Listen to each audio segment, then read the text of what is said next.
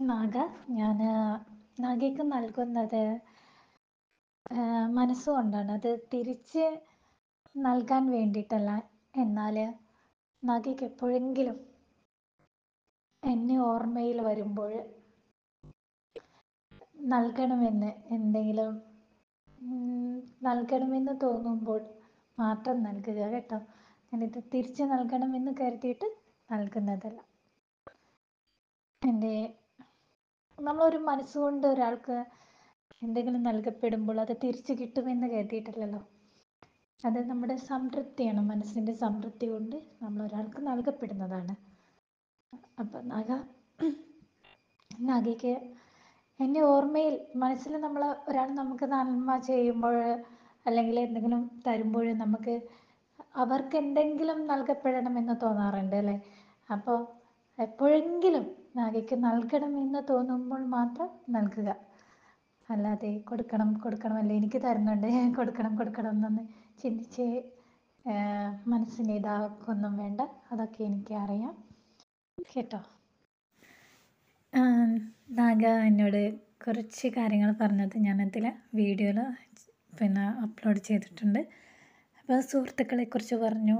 ഞാൻ തിരഞ്ഞെടുക്കുന്ന സുഹൃത്തുക്കൾ നാഗ അറിയാതെ സുഹൃത്തുക്കളാവരുത് എന്നെനിക്ക് കാര്യമുണ്ട്, നിർബന്ധമുണ്ട്.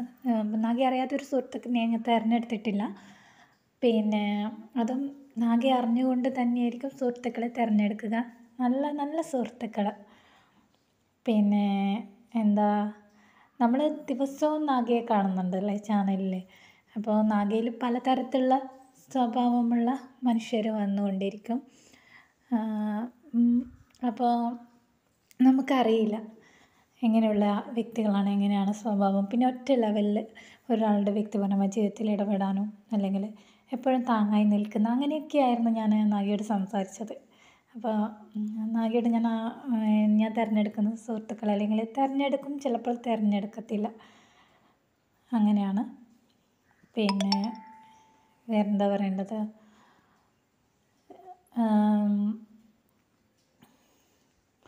പിന്നെ നാഗയൊന്ന് ലൈവിൽ ഒരു വിഷമിച്ചിട്ട് ഇട്ട ഒരു വീഡിയോ കാണുകയുണ്ടായി.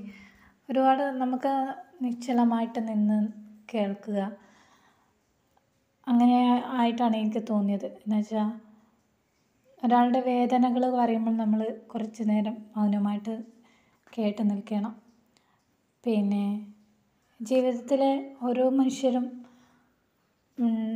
നമുക്ക് വ്യക്തികളായിട്ട് തന്നെ ഓരോ മനുഷ്യരെയും വ്യക്തികളായി കാണാൻ പഠിക്കണം.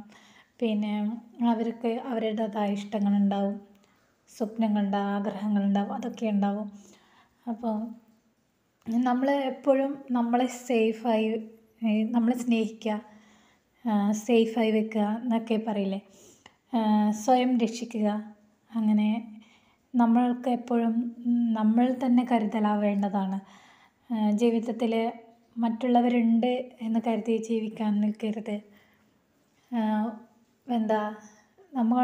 നമുക്കുണ്ടെങ്കിലേ നമുക്കെല്ലാവർക്കും നൽകപ്പെടാൻ പറ്റുള്ളൂ.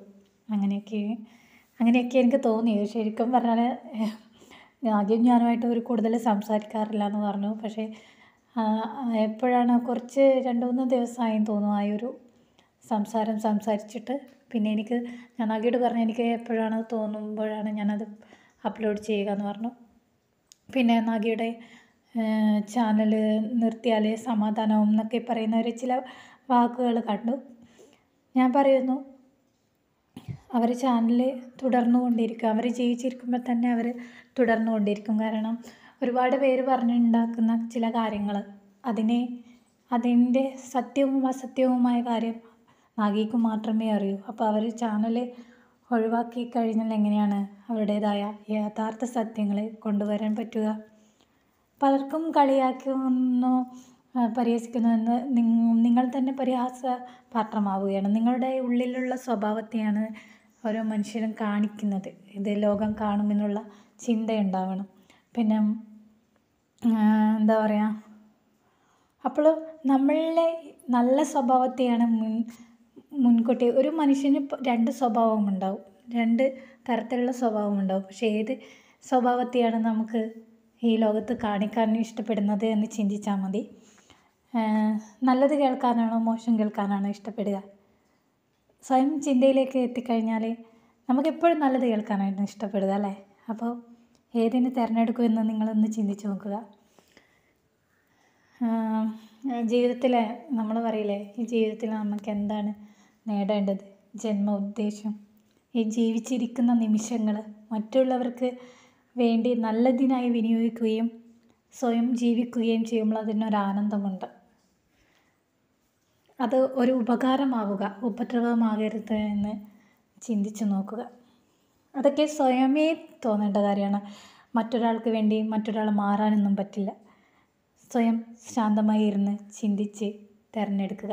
ഇതിനിടയിൽ പല പല തരത്തിലുള്ള സ്വന്തം മനസ്സിൽ പല തരത്തിലുള്ള ചിന്തകളെയും മനസ്സിലാക്കാൻ പറ്റും. പിന്നെ ചിലർ പറയുന്നത് കാണാം, ഒരാൾ ആത്മഹത്യ ചെയ്യുന്നു എന്ന് വരാം, അങ്ങനെ ആത്മഹത്യ ചെയ്യുന്നു എന്ന് കരുതുക. അപ്പോൾ പറയും, ഒരു നിമിഷം മറ്റുള്ളവരെക്കുറിച്ച് ചിന്തിച്ചു,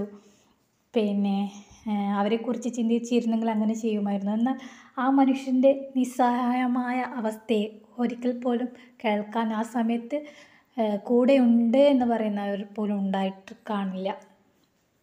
ചില സമയത്ത് ആ സമയത്ത് അവർക്ക് ആ മരണത്തെക്കുറിച്ച് മാത്രം ചിന്തിച്ചിരിക്കും. അപ്പോൾ എനിക്ക് ഇഷ്ടപ്പെട്ട ഒരു സുഹൃത്തിനെ വിളിക്കാമെന്ന് കരുതും. ആ സുഹൃത്ത് പോലും ചിലപ്പോൾ ഫോണെടുത്ത് കാണത്തില്ല.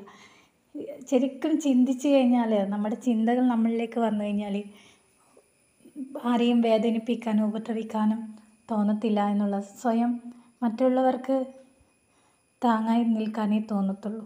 എന്നാലും സ്വയം ജീവിക്കുകയും ചെയ്യും.